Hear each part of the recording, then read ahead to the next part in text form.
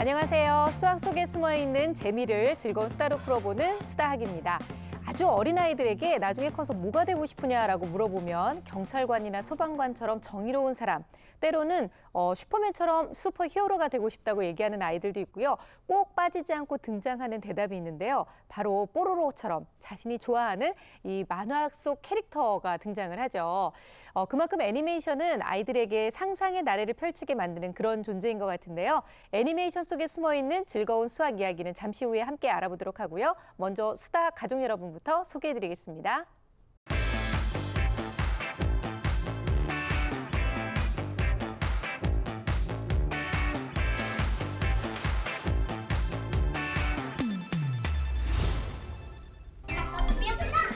아무도 나를 이길 자가 없다.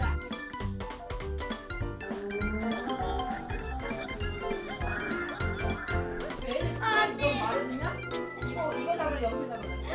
3번에 58, 네. 77, 56. 놀이에 본 책 중에서 적용해 본 거예요.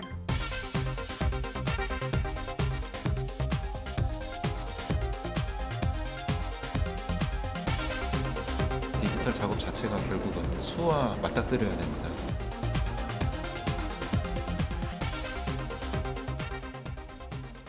아주 어린아이들 얘기를 하긴 했지만요. 실제로 그 취학 아동들 역시 애니메이션을 참 좋아하죠. 그럼요. 아이들 정말 애니메이션 많이 좋아하죠. 네. 미취학 어린이들은 보통 오, 와, 어서 와, 내가 준비했어. 뭐 이런 것들 좋아한다면 이제 초등학생 어린이들은 스토리가 있는 애니메이션을 좋아합니다. 네. 그래서 얼마 전에 겨울왕국 열풍이 불었잖아요. 그랬죠. 엘사 따라하기 학교에서도 엄청 심했습니다. 네. 아니 그러고 보니까는 우리 김희지 선생님이 약간 그 엘사를 좀 닮은 것 같아요. 느낌이 빡 오지 그 않나요? 겨울왕국은 아니고 수학왕국의 엘사. 또 풀고 더 풀고 수학 공부 많이 해. 되게 어울릴 것 같아. 뿌듯하네요. 아 그러면 오늘 네. 그 파이드메스 네. 엘사처럼 이렇게 좀 예쁘게 생긴 분들을 만나러 가는 건가요? 그러기를 바라시겠지만, 예. 네, 애니메이션을 만드는 사람, 바로 애니메이션 제작자를 만나보려고 합니다. 야. 애니메이션 제작 속에 숨어있는 즐거운 수학 이야기 함께 알아볼 텐데요. 오늘 파인드 매스 시작합니다.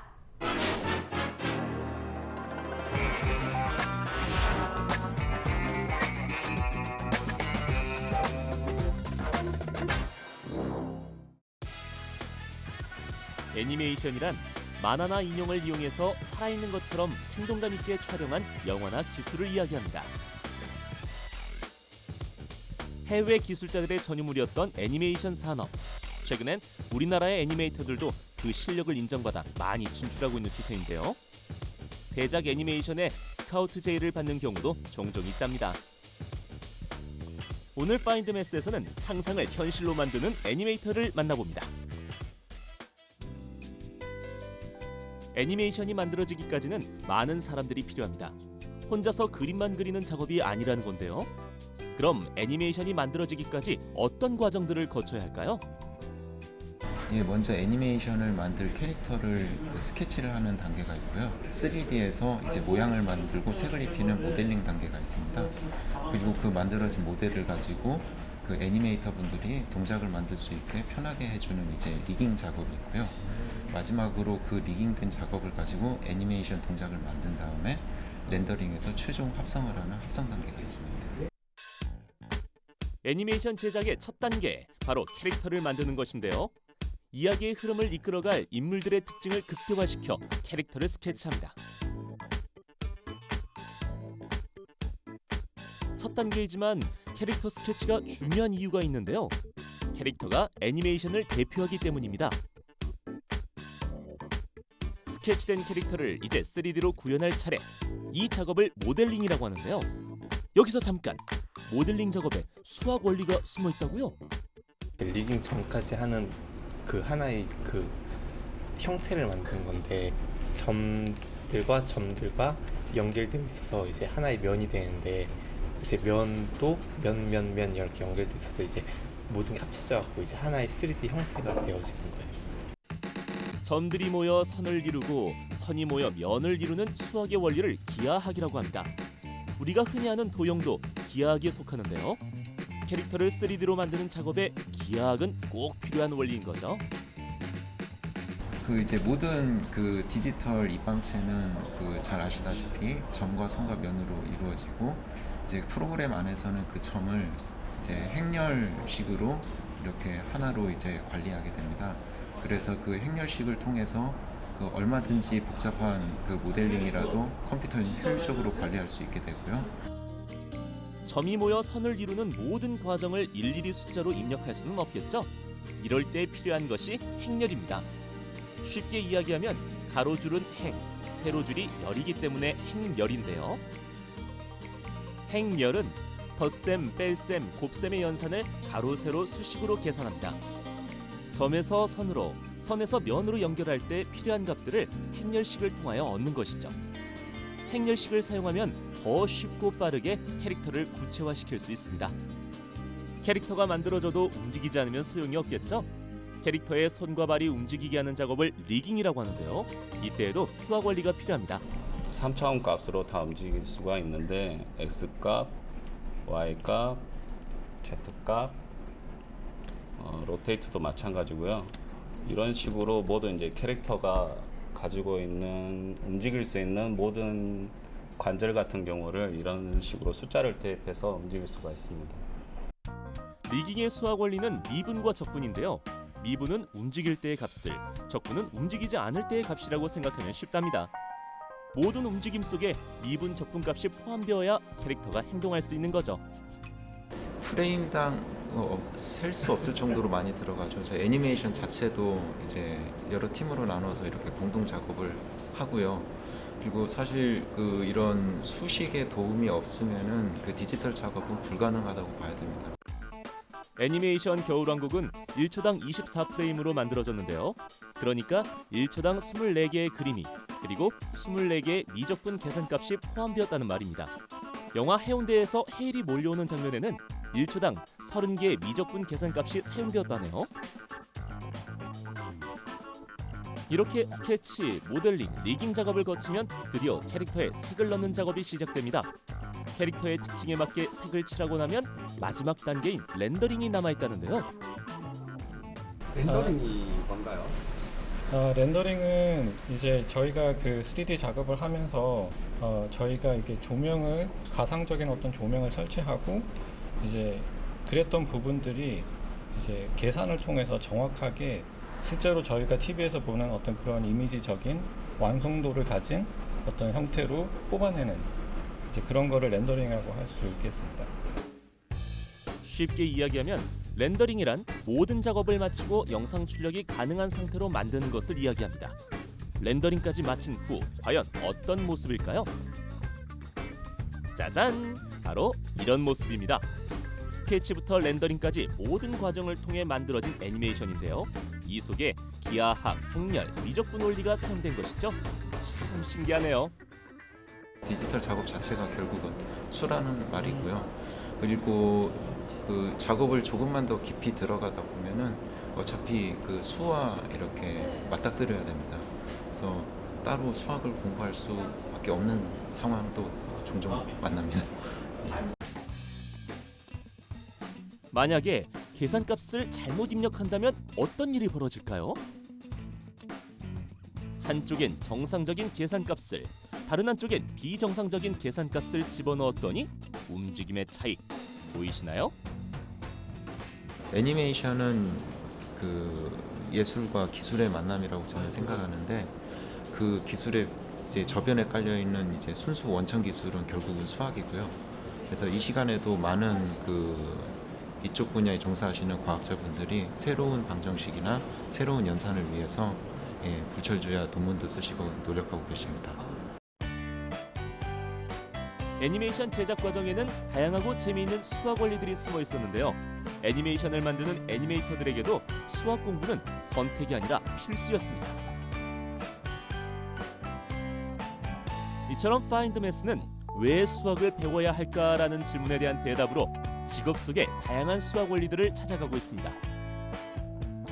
재미있고 즐거운 수학을 위해 다음 주에 또 만나요.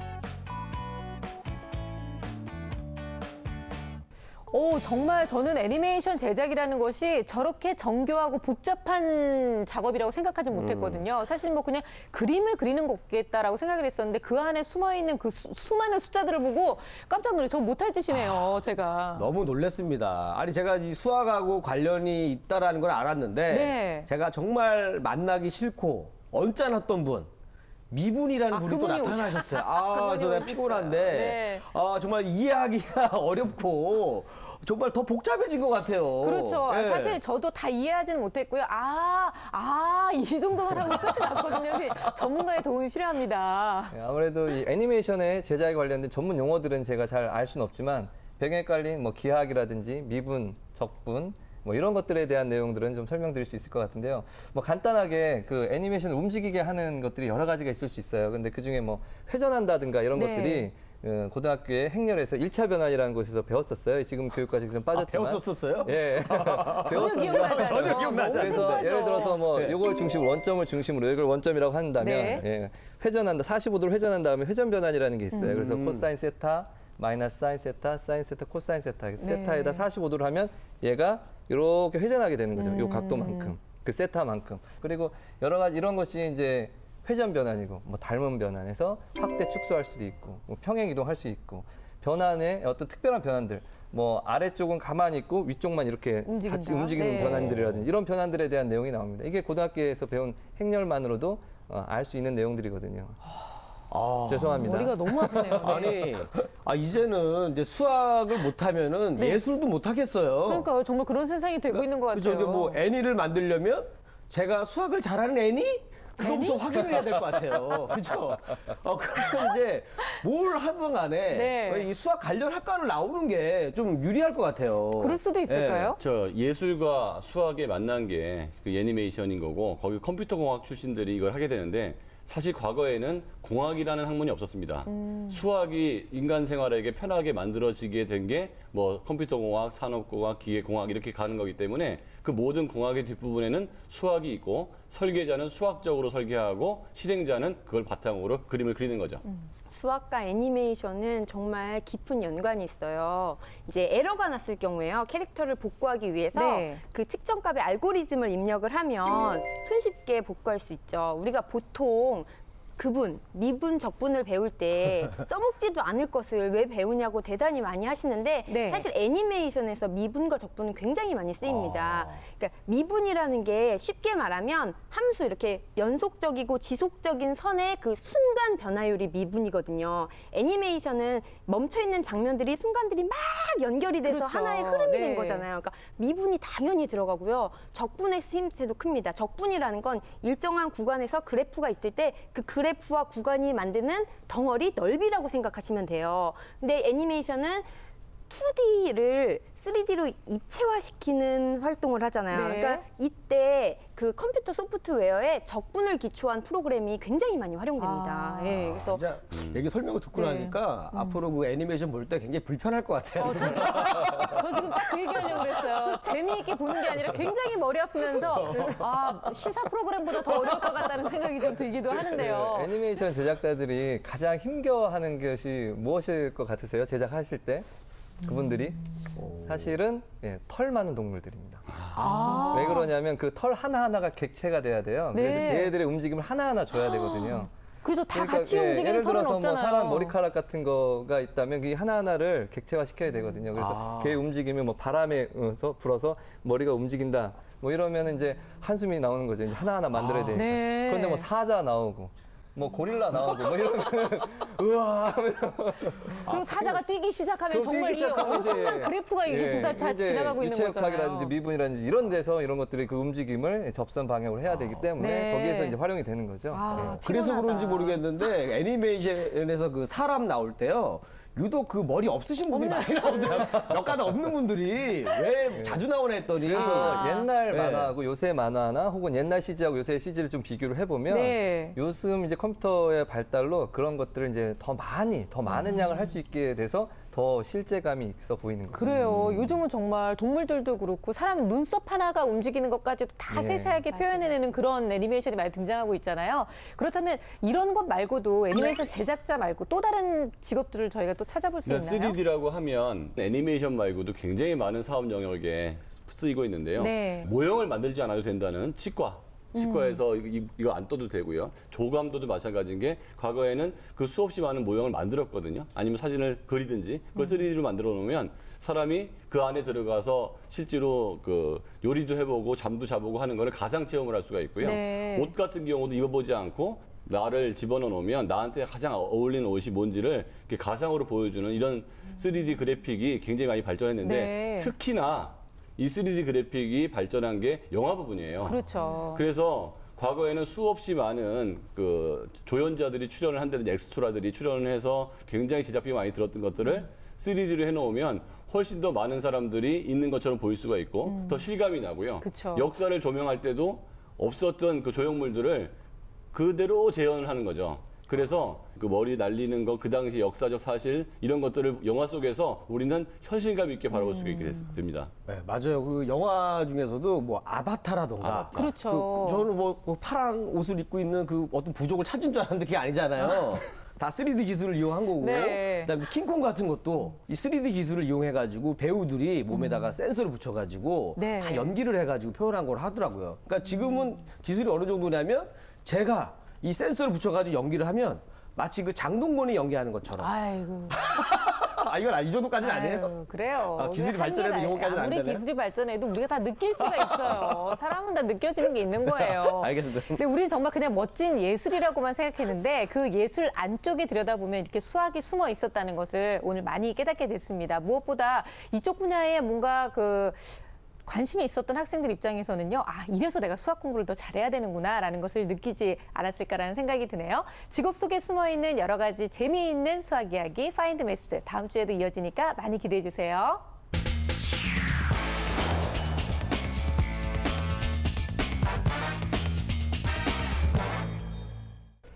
시청자 여러분이 보내주신 사연을 통해서 저희가 여러분의 수학 고민을 속 시원하게 해결해드리는 클리어 매스입니다. 오늘은 초등학교 2학년 남학생을 장남으로 둔 다둥이 엄마께서 사연을 보내주셨는데요. 일단 첫 단추를 잘 꿰야 된다는 것 때문에 사실 부모님들이 첫 아이가 공부를 좀 잘해줬으면 하는 욕심들을 갖게 되는데 첫 단추를 꿰는 거에서부터 지금 약간 브레이크가 걸려있는 상황이거든요. 보통 첫 아이가 왜 잘 안 되냐면요. 엄마도 초보, 아빠도 초보고 시행착오가 굉장히 많아서 두 가지로 나타납니다. 많이 시키든지 덜 시키든지. 그거에 의해서 첫 번째 아이의 시행착오가 있기 때문에 첫 번째 아이가 문제 있는 집안이 참 많습니다. 네. 어머님께서 저희한테 보내주셨던 사연을 바탕으로 말씀을 드리자면 지금 초등학교 2학년이기는 한데 아직까지 덧셈, 뺄셈을 좀 어려워한다고 해요. 이 연산이 문제가 있다면 조금 어머님께서 고민하실 만하지 않을까요? 네, 고민하실 것 같아요. 2학년이면 이제 곱셈이 도입되고 구구단을 외우고 이런 단계이기 때문에 네. 덧셈과 뺄셈은 1학년 때 완수를 하고 올라와야지 원활하게 문제들을 풀 수 있거든요. 그래서 그런 부분은 좀 짚어줘야 될 것 같습니다. 네. 그래서 아이들이 또 워낙 많다 보니까 이 학습 환경에 또 개선해 줄 점이 없는지 이런 걸 좀 그렇죠. 저희들이 함께 좀 유심히 봐야 될 것 같습니다. 이런 부분을 바탕으로 해서 화면 함께 보시면서 과연 어떻게 생활하고 있는지 어떤 문제점이 있는지 지켜봐 주시기 바랍니다. 오늘의 주인공 함께 만나볼게요. 오늘의 주인공을 만나러 왔는데 어머나 정말 시끌벅적하네요. 이거 어디 놀이방인가 봐요. 이렇게 4명인 거예요. 아래층에서 괜찮을지 모르겠네요, 이거. 초등학교 2학년부터 6살 동생까지 4남매가 노느라 정신이 없습니다. 그러니까 요즘 날씨도 추우니까 아직 날씨가 따뜻하지 않으니까 아이들이 집안에서도 많이 놀 거예요. 결국 울음을 터뜨리는 아이가 생기고서야 놀이가 끝납니다. 이 4명의 아이들 중 오늘의 주인공이 있다는데요. 그 주인공은 바로 4남매의 장남, 초등학교 2학년 민준입니다. 자, 이렇게 사연자 중에 오늘의 주인공 우리 큰아이예요, 이 아이가. 장난감을 좋아하나 봐요. 장난감을 쥐어주고서야 조용해진 4남매. 민준이가 한참 놀다 말고 TV 리모컨을 만지작거리는데요. TV를 켜자 동생들도 우르르 TV 앞에 자리를 잡습니다. 저 다리 꼬고 TV 보는 거 보세요. 누구한테 배웠을까요, 저 자세? 역시 TV는 궁금한데. 진짜 빠져드네요, 아이들이. 만화에 빠져버린 아이들. 이렇게 하루 종일 놀기만 해도 되는 건지 걱정이 되는데요. 자, 많이 봤다. 싫어. 아, 좀 할 일 좀 하고서 좀 봐야지. 맨날 TV만 보냐? TV 중독이야. TV 끈다. 안 돼. 결국 강제로 TV를 끄는 엄마. 민준이가 격한 반응을 보입니다. 하늘만 가졌던 만큼 TV를 좋아하고 계속 보고 싶어져요. 왜냐면 그때가 만화가 재밌어서. 언제 꺼도 재밌는 포인트죠, 항상. 알았어. 빨리 하자. 빨리 정리하고. 뭐야, 이거 지금 다 밝히네. 수학 공부를 하자는 엄마의 말에도 묵묵부답. 동생들은 공부하기 위해 장난감을 치우는데 아직도 민준이만 장난감을 만지고 있습니다. 민준아, 공부해야 하지 않겠니? 어머, 근데 동생들은 전부 다 뭘 하자 그러니까 다 움직이긴 하는데요. 제 빼놓고 3명은 뭔가 하는데 제만 뭘 못하네요. 오히려 여동생은 자기도 공부하겠다고 막 그러는데요. 제일 막내인가 봐요. 책상 앞에 앉아도 공부할 생각이 없어 보이는데요. 동생들은 하나둘 자리를 잡고 공부할 준비를 하는데 민준이만 움직임이 없습니다. 나만 공부 많이 하고 애들은 조그마니까 공부하기 싫어요. 동생들이 약간 질투하네요. 연차가 별로 차이가 안 나니까 그렇게 느껴질 수는 있을 것 같아요. 동생들 공부가 시작돼도 한참 동안 장난감만 만지작거리는 민준이. 그러다 마음을 잡았는지 드디어 연산학습지를 풀기 시작합니다. 그런데 초등학교 2학년인 민준이가 풀기엔 학습지의 수준이 낮아 보이죠? 푸는 시간도 오래 걸리는 것 같고요. 하도 스토리텔링 하다 보니까 무조건 뭐 책으로만 이제 좀 하면 된다라는 좀 그런 생각들을 많이 들었어요. 그래서 1 더하기 1은 2 이런 더하기는 안 해도 되는 줄 알고 학교를 보냈거든요. 아예 연산을 접하지 않고 처음 학교 가서 처음 더하기를 접하다 보니까 그래서 좀 더 힘들어하는 부분도 있고 또 민준이도 좀 자신 없어하는 것 같기도 하고 좀 그런 부분이 있네요. 학습이 끝나자 엄마가 더욱 바빠집니다. 한 명씩 일일이 채점을 해주기 때문인데요. 엄마 다 했어. 엄마 다 했어. 하자. 야, 저 채점도 하더라도 4명 걸 하셔야 되니까 엄마도 뭐 아유, 어머니 힘드시겠어요, 진짜. 지금은 애들이 말귀라도 알아듣지 더 애기였을 때는 엄청 힘드셨을 것 같은데. 아이들이 4명이다 보니 공부를 봐주고 채점을 해주는 것만으로도 벌써 지쳐 보입니다. 이번에 26. 이번에 26. 틀렸잖아, 27. 26. 네가 고치지 말고 틀렸다고 하라고. 3번에 58. 힘이 들어도 이렇게 직접 답을 불러주고 아이가 채점하게 하는 이유가 있는데요. 엄마랑 함께하는 학습놀이에 본 책 중에서 아이에게 채점을 불러주고 자기가 그 동그라미를 치게 하면은 아이들이 집중력도 더 강화되고 시각 주의력 뭐 이런 것도 도움이 많이 된다 그래서 그걸 적용해 본 거예요. 20권 이상의 교육책을 섭렵했다는 엄마. 우리 어머님이 정말 육아 관련된 책을 굉장히 많이 읽으셨네요. 교육에 대해서 관심이 많으신 것 같은데요. 네. 책에 밑줄까지 그어가며 교육법을 익혔는데 근데 이게 책을 보는 거랑 실제 상황하고 굉장히 많이 달라서 거기서 느껴지는 괴리감이 커요, 사실은. 근데 보면 저렇게 육아서를 많이 읽는 분이 또 많은 불안에 시달리기도 하더라고요. 아, 오히려. 과연 엄마는 책에서 배운 대로 실천하고 있을까요? 그래서 직접 확인해 보았습니다. 잔소리 좀 해야 되냐? 뭐? 응이라고? 이씨? 매를 들고 와야지. 안 되겠어. 말을 안 들어가지. 좀 화나신 것 같은데. 왜요? 좀 말대꾸를 한 것 같아요. 근데 애가 뭐 무서워하지도 않는데요, 뭐 어머니. 큰 거예요. 지금 엄마가 때리려고 하는데 저 잡을 정도면 애가 좀 큰 거예요. 이미 매를 잡았다는 거는 저 매를 무서워하지 않는다는 거예요. 근데 항상 움직이는 건 첫째네요.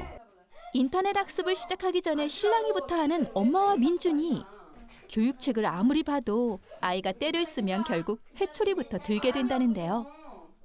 학습적으로 책을 많이 읽으면서 적용도 많이 해보면서 그런 거는 도움을 많이 받으면서 하고 있는데 정서적으로 제가 안정을 못 시켜주면서 하는 것들 그런 게 가장 힘드네요. 아이들이 넷이다 보니까. 아빠가 예체능이나 뭐 이런 학원 쪽은 보내주고 또 해주는데 유독 공부 쪽에 가서는 지갑을 안 여시더라고요. 아빠는 오히려 공부에 스트레스 주지 마라. 굳이 저학년 때 뭐 그렇게 하냐. 책 읽어주는 것도 싫어요, 아빠는.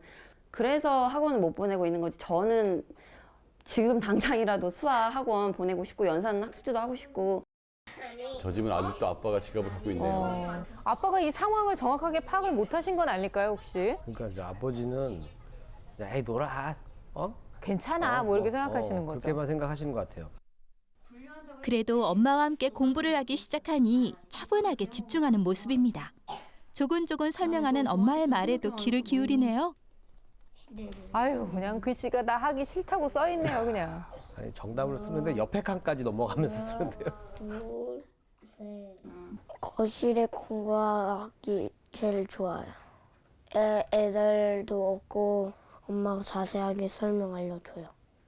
윽박도 지르고 매도 들고 해서 이제까지 지금은 가고 있는데 이 방법으로 언제까지 고학년이건 중고등학교건 그 방법이 안 통할 거를 제가 책을 보고도 아니까 그게 또 사남매 중에서도 민준이가 또 장남이다 보니까 엄마와의 사이가 또 안 좋은 걸로 아이들이 보게 되면은 밑에 아이들도 똑같이 흥미도 잃을까 봐 그런 게 가장 고민이 됩니다.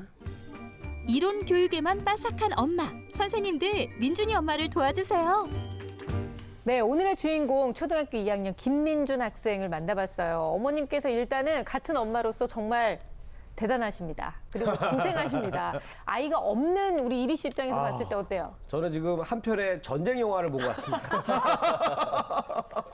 정신이 없고, 뭐 생존이 왔다 갔다 하는 것 같고요. 네. 이거 뭐 어머님의 마음이 저는 충분히 이해가 돼요. 그렇죠. 오죽하셨으면 우리 수다학에다가 SOS를 청하셨겠습니까? 네. 우리 선생님들의 오늘 역할 되게 중요하실 것 같아요. 그렇죠. 네. 일단 어머님이 마지막 얘기로 그런 얘기 하셨어요. 정서적 안정 얘기를 하셨는데 정말 그 부분이 참 중요한 상황인 것 같아요. 이 집안의 모습을 딱 보니까 가장 우려되는 점은 어떤 거가 있으셨어요, 선생님? 저는 우선 굉장히 그 보통의 평화로운 가정이다라는 생각이 들었고 네. 정서 부분 걱정하셨는데 오히려 또래 같은 친구 같은 어린이들이 항상 있으니까 정서가 좀 더 그 부분에서 같이 놀고 좋지 않았을까 하는 생각도 네. 해봤어요. 근데 다만 함께 모여서 공부를 하잖아요. 이렇게 다른 나이의 아이들을 집에서 이렇게 교육을 하고 한다는 게 참 산만 그 자체인 것 같아요. 그래서 보드게임을 한다던가 게임을 한다던가 또는 뭐 추리 퀴즈를 풀어서 1등을 뽑는다던가 이런 놀이 형태를 할 때는 같이 하되 공부를 할 때는 반드시 분리하는 필요가 있겠다라는 생각이 들었어요. 네. 공부를 할 때와 놀 때와 경계선이 없고 TV를 또 너무 좋아하다 보니까 이거에 대한 반항도 좀 보이고요. 그래서 뭐 집중하려면 또 이거 딱 들어가는 순간이 너무 오래 걸리죠. 네. 공부하는데. 예, 그래서 시간도 많이 걸리고 그런 마음가짐도 좀 오래 걸리고 그런 자세나 태도, 학습 습관이 잘 안 잡혀 있어서 어머님이 그래하실 만하다고 생각합니다. 네. 그러니까 많은 분들이 연년생이라고 하면 아유 비슷비슷한 또래니까 같이 공부하면 되지라고 생각하는데 오히려 민준이 입장에서는 동생들은 동생이니까 하고 쉬운 걸 하는데 나만 뭔가를 좀 많이 하고 있다는 억울함도 좀 있는 것 같아요. 그래서 어느 정도 좀 분리시켜서 공부를 하는 게 좋다라고 생각이 들 수도 있는데요. 어머님이 실제로 남자는 남자끼리, 여자는 여자끼리 이렇게 분리해서 가르치고는 계신데요. 근데 이게 정말 좋은 방법인 건지 아니면 분리를 하려면 어떻게 하는 게 좋은지 좀 가르쳐 주세요.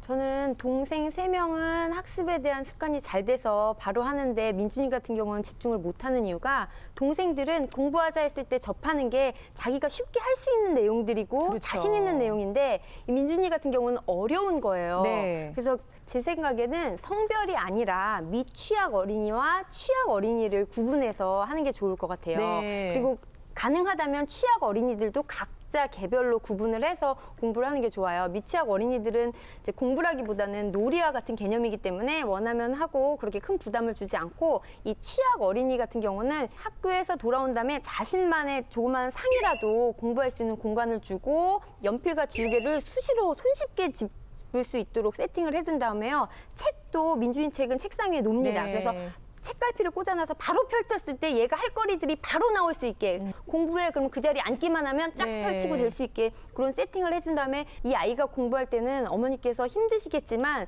적어도 하루에 30분 정도는 그 옆에 앉아서 지켜봐 주실 필요가 있습니다. 네.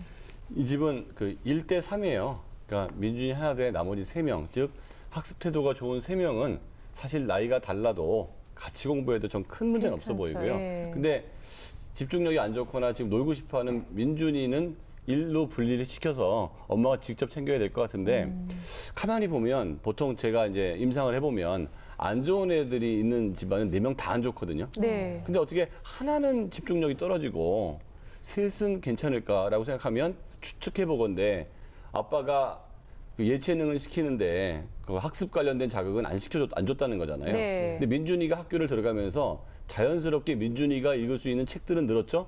그러면 민준이 동생들한테는 학습 자극이 된 거예요, 그걸로. 그렇죠. 네. 근데 민준이만큼은 계속 새로운 것들을 접하고 밑에 동생들은 학습 자극이 되니까 이 집은 막내로 갈수록 더 좋은 환경이 됐다고 볼 수 있을 것 같아요. 그러니까 민준이와 다른 아이들을 분리해서 얘네들끼리는 서로 협업도 하게 하고 공부를 네. 잘하게 하는데 민준이만큼은 엄마가 잘 챙겨줘야 될 것 같습니다. 제가 보니까 저는 조금 비슷하거든요. 저의 생각하고요. 오히려 이제 약간 그 아이들의 그 네. 질투심, 그 청개구리 같은 심리를 이용하면 좋을 것 같아요. 아, 하지 말라면 하고 싶어 하는 네, 그런 그거. 마음처럼. 네. 그래서 집중력이 좋은 아이 3명하고 엄마하고만 계속 공부를 하는 거예요. 즐겁게. 평상시보다 더 막 깔깔 웃어가면서. 아, 너는 안 해도 돼. 괜찮아. 막 민준이는 이러면서. 훌륭한 사람 안 될 거니까 저기 쉬고 있어. TV 봐. 되게 나쁘다. 하면서 막 아이들하고 막 재밌게 까르르 그러면 네. 나도 할 거야. 그러면서 자연스럽게 같이 좀 공부를 하지 않을까. 요 생각을 좀 해봤어요. 그게 될까요? 아, 그러면 안 되죠. 학습 자극이 된 애들한테는 그런 그 질투심 동기가 좋은데요. 그쵸. 자극이 안 되는 애들은 그렇게 하면 애따 모르겠다로 갈 수가 있기 때문에 안 돼요. 아, 그러면 지금 현재 인터넷 학습을 하고 있는 걸 아까 보셨잖아요. 사실 인터넷 학습도 엄마가 옆에서 딱 붙어가지고 하지 않으면 집중을 많이 하지는 않는 것 같아요. 이 방법이 정말 괜찮은 방법인지. 그리고 얘는 일단은 나는 공부를 좀 다른 아이들보다 너무 많이 하고 있다. 이 굉장히 억울함이 있는 아이기 때문에 어떻게 하면 아이가 이 억울함을 느끼지 않고 공부를 좀 이렇게 즐기면서 할 수 있을지 방법 좀 알려주세요. 예, 그 인터넷 학습은 사실 민준이에게 엄마가 옆에서 하는 억지 학습이잖아요, 현재는. 그래서 보통은 이제 인터넷 학습은 스스로 화면을 켜고 직접 공부하는 데 그렇죠. 의미가 예. 있는 학습인데 저는 민준이가 스스로 할 때까지는 그 인터넷 학습은 조금 자제하고 오히려 공부방이라든지 뭐 학습지 선생님이라든지 이렇게 개별 지도로 어머님이 조금 제가 이걸 생각한 이유는 애가 많다 보니까 어머님 지치시고 좀 체력적으로 좀 부치실 것 같아서 한계 좀 오신 게 아닐까라는 생각이 들어서 이런 방법을 제안해 보는 거고요. 그게 꼭 정답이 아닐 수도 있죠. 물론 어머니가 에너지가 되신다면 직접 네. 이걸 지도를 하시는 것도 괜찮고 그러나 지금 보기에는 어머니가 지쳐 보이시니까 그렇게 생각이 들고요. 네. 그리고 이 집에 애들이 많다 보니까 이 어떤 집안의 어떤 규칙을 세우는 게 더 중요하다고 생각이 듭니다. 밥 먹는 시간, 공부하는 시간, TV 보는 시간 뭐 이렇게 딱딱 정해놓고 하다 보면 민준이가 이렇게 하면 요때는 요걸 할 수 있구나라는 것을 정확하게 알고 그에 따른 행동을 하는 것이 좋을 것 같다는 생각이 듭니다. 네. 저도 저학년 어린이들은 인터넷 학습을 별로 권하진 않거든요. 그러니까 민준이 같은 경우는 학교에서 수학 수업을 듣고 교과서 수학 익힘책을 풀고 그다음에 네. 이제 문제 수가 많지 않은 문제집 하나 정도를 푼다던가 이게 부담된다면 그냥 관련된 재미있는 수학 책을 읽어도 될 것 같아요. 근데 지금 같은 경우는 연산 자체가 부족하니까 실물이 필요해요. 그러니까 쌀알인지 콩알인지 거기 나무 조각 같은 거라도 붙이고 더하고 빼고 이런 거 있죠. 동생들도 네. 함께 할 수 있거든요. 이런 실물 놀이 수학 같은 거를 어머니께서 좀 많이 접하게 해주셨으면 좋겠고 그리고 아까 민준이의 이야기를 잘 들어봐야 되는 게 동생들보다 내가 더 많이 한다, 네. 더 어려운 걸 한다, 이제 이런 식으로 불만이 좀 있었거든요. 실제로 뭐 크게 어려운 건 아닌데 다 그게 그건데 제가 봤을 때는 동생 거는 풀 수 있거든요, 자기가. 근데 내 거는 어렵거든요. 그러니까 너무 힘든 거예요. 놀 때도 같이 노는 앤데. 네. 그래서 이런 경우에는 민준이에게 맞아, 네 마음이 맞아. 그래서 더 큰 보상을 해준 겁니다. 동생들한테 과시를 해주는 거죠. 야, 이거 봐, 너 이거 풀 수 형은, 있어? 너 풀 수 있어? 못 풀거든요. 너 못 풀잖아. 형은 풀었어. 오빠는 풀었어. 하고서 대단하군요. 예, 박수 쳐주고 방에 붙여주고 그리고 너에게 TV 전담권을 주겠어. 리모트 컨트롤 30분 권한을 주겠어. 뭐 이런 식으로 그 돈을 따로 쓰지 않더라도 집안에서 할 수 있는 그런 걸 부여주면서 딱 이렇게 갑옷 같은 것도 이렇게 종이로 만들어서 어깨에다 딱 붙여주고 하면서 이렇게 건의를 하면 남자애들은 되게 신나서 따라오는 경우가 많거든요. 학교에서도. 네. 그래서 그런 방법을 좀 권해봅니다. 역시 너 하고 있는 거 대단한 거야라고 하는 칭찬이 좀 필요하다라는 말씀인데 민준이 현재 상황을 저희가 좀 잘 알아보기 위해서 또 검사를 진행해 봤는데요. 검사 결과 또 궁금합니다. 좀 자세히 보겠습니다. 네. 예, 인지 능력은 되게 높지는 않고요. 그다음에 그 약점은 그 상식 부분이 약했습니다. 그러니까 그 책을 많이 안 읽었거나 TV를 봤어도 그 만화 영화만 봤을 경우에 네. 그다음에 강점은 이해력이다.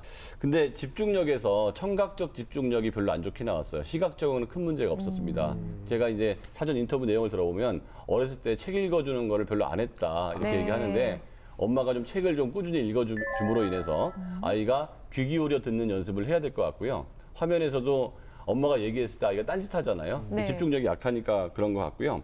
그런데 청각적 집중력에서도 시작 단계는 좋지 않은데 뒤로 갈수록 괜찮아졌어요. 그러니까 이게 조금만 가르치면 지금보다 월등히 좋아질 수 있겠다라는 희망을 보일 수가 있고요.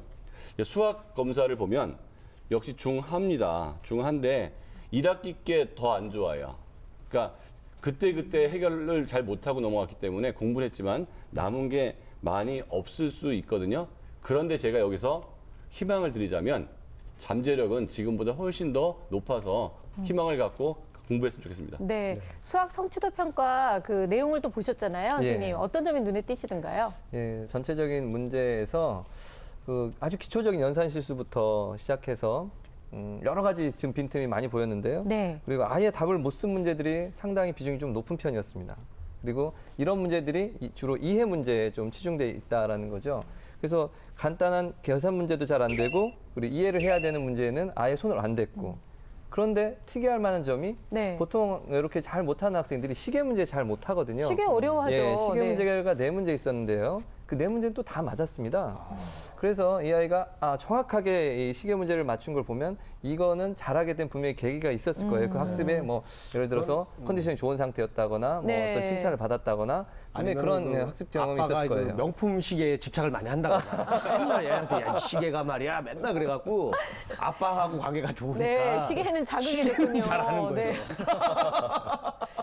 일단 아이가 기본 그 덧셈 뺄셈 부분에서 좀 취약하다고 했잖아요. 근데 어머님께서 걱정하셨던 거는 전혀 연산 안 시켰고 스토리텔링 수학이 중요하다 그래서 그 부분에 집중했다라고 얘기를 하셨는데 그러니까 우리가 자꾸 그 부분을 자꾸 나눠서 생각하는 게 문제가 좀 되긴 하는 것 같아요. 그러니까 그 예전에 우리 김희 선생님께서 그 초등학교 입학하기 전에 굳이 뭐 연산을 많이 안 해도 된다. 안 떼고 들어와도 네, 된다. 이렇게 얘기하셨거든요. 그래서 어머님이 그렇게 실천을 하셨어요. 그래갖고 지금 화들짝 당황하고 계신 상황인데 아니 이거 어떻게 된 건지 그러면 우리 김희 선생님한테 선생님. 우리가 따져 물어야 되는 건가요? 네, 저 지금? 해명을 네, 해주시기 어떻게 된 바라겠습니다. 건가요, 어떻게 선생님? 된 겁니까 이거? 안 떼고 들어오셔도 됩니다. 어머니께서 아주 잘하셨고요. 다만 이 아이가 지금 수식을 못하고 연산에 힘들어하는 건 수업 시간에 선생님의 그런 설명이나 이런 거에 좀 놓쳤을 가능성이 있습니다. 네. 그래서 제 생각에는 1학년 수학책에 문제가 별로 많지 않거든요. 그 수학책을 다시 이제 구입을 하셔서 그 문제를 풀으시고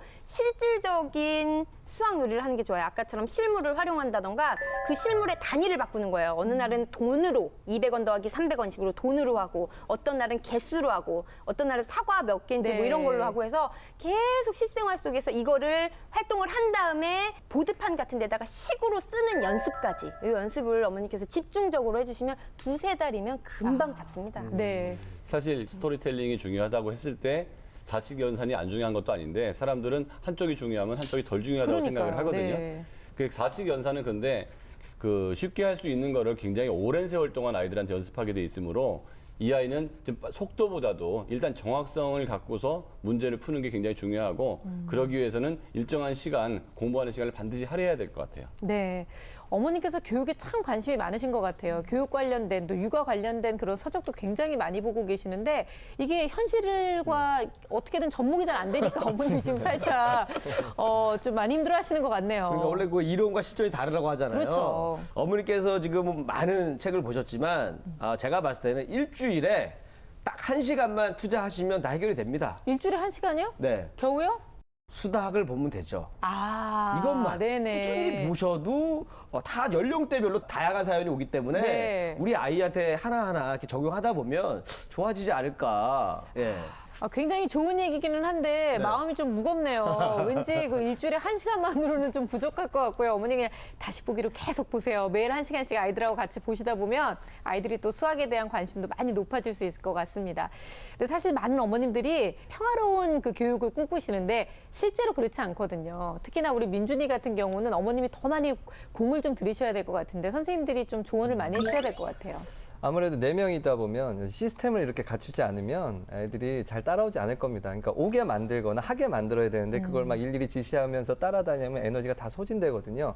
그러니까 잠깐이라도 어린이집이라든지 아니면 사교육에서 어떻게 아이들을 이렇게 지도하는지, 오게 만드는지, 네. 규칙을 지키게 만드는지를 잠깐 노하우를 좀 배우시는 게 좀 좋지 않을까 생각이 들어요. 예를 들어 어린이집에서 아이들이 밥을 먹을 때 어떤 데서는 어떤 이제 선생님이 피아노를 치셔요. 그럼 아이들이 노래를 부르면서 각자 의자를 가져오고서 앉아서 이제 밥을 먹게 하더라고요. 네. 아니면 노래를 부르면서 자기 자리에 앉는다거나 그런 시스템과 어떤 방법 이런 것들을 좀 따라서 해보시는 게 책보다 네. 더 낫지 않을까 어떤 시스템적인 면에서는. 네. 저는 아버님한테 오히려 한 말씀을 드리고 싶은데요. 네. 아버님들은 육아에 대한 정보를 방송이나 신문 이런 데서 보거든요. 근데 그쪽은 항상 부정적으로 얘기해요. 교육이 과열이다, 과열이다, 과열이다. 이렇게 시키면 아이들이 망가진다. 그러면 어디까지 와야 되냐면 딱 중간까지만 오면 돼요. 요 정도만 시키면 되는데 과열이다, 과열이다 했더니 아예 시키지 말자 여기까지 와버리거든요. 네. 과열도 문제지만요. 아예 안 시키는 것도 문제이기 때문에 중간쯤 지금보다는 좀 더 시키고 많이 시키는 사람보다는 덜 시키는 쪽으로 가면 이 아이도 괜찮을 것 같습니다. 네, 예체능보다 지금 선생님도 확실하게 수학에 도움이 필요하다고 그렇죠, 보시는 거죠? 필요하죠. 네, 세 분 다 이렇게 말씀하시니까요. 아버님, 어머니의 의견을 좀 많이 받아들이셔서 우리 민준이 수학 공부에 조금만 더 힘을 좀 쏟아주실 수 있었으면 하는 바람 가져봅니다. 지금 여러 가지 이야기를 많이 나눠봤는데요. 민준이의 수학 공부에 도움이 되는 핵심만 쏙쏙 모아서 알려드리도록 하겠습니다. 전문가 선생님들이 전해드리는 결정적 한방!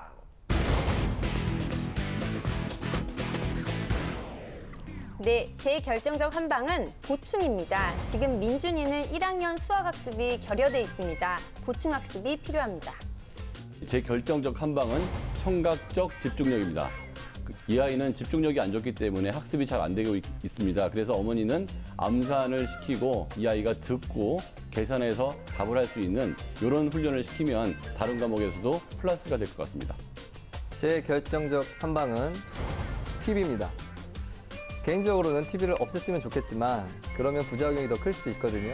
따라서 시간을 정해서 규칙을 지켜서 시청을 하는 게 시간을 정해서 TV를 시청하는 게 훨씬 더 좋을 거라고 생각합니다.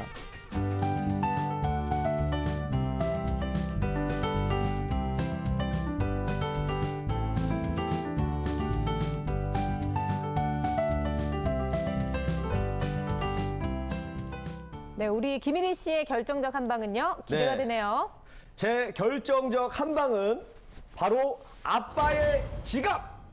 오, 네. 지갑이요. 예. 아까 아버지께서 애들이 스트레스 받을까봐 공부를 많이 안 시키신다고 그랬는데 네. 그러다가 아이들이 학교 다니면서 공부를 못하게 되면은 자꾸 더 오히려 더 큰 스트레스를 받을 수가 맞아요. 있어요. 아버님도 스트레스 받으실 수 있어요. 그렇죠. 나중에서는. 그래서 우리 엄마의 바람대로 또 학원도 좀 보내주도록 지갑도 여시고 네. 그리고 아이 4명 키우신 우리 어머니 얼마나 고생이 많습니까? 맞아요. 엄마를 위해서도 좀 지갑 좀 여시고 아이고, 좋다. 그래서 아빠의 지갑으로 전 골랐습니다. 아, 정말 마음에 드네요. 무엇보다 민준이를 위해서도 좋지만 우리 어머님을 위해서도 지갑이 좀 많이 열렸으면 하는 그런 바람도 가지고. 아이고, 애 키우시느라고 얼마나 고생이 많으시겠어요. 근데 정말로 아이를 위한 투자라는 거는 그 아이가 필요할 때 제때 해줄 수 있는 게 정말 좋은 투자인 것 같아요. 오늘 저희 수다학에서는요. 많은 자녀를 키우는 가정, 그 안에서도 첫 아이의 교육을 어떻게 시작할지에 대한 많은 고민들이 있으신 분들에게 도움이 될 만한 내용 함께 알아봤습니다. 일단 아이가 공부할 수 있는 환경이 참 중요하다는 것, 그리고 또 아이를 위해서 꾸준히 칭찬을 해주는 게 가장 중요하다. 이 두 가지를 기억하신다면 우리 민준이와 비슷한 고민을 하시는 분들한테 많은 도움이 되지 않을까라는 생각이 드네요. 자, 오늘 수다학은 여기까지고요. 저희는 다음 시간에 다시 뵙겠습니다. 감사합니다.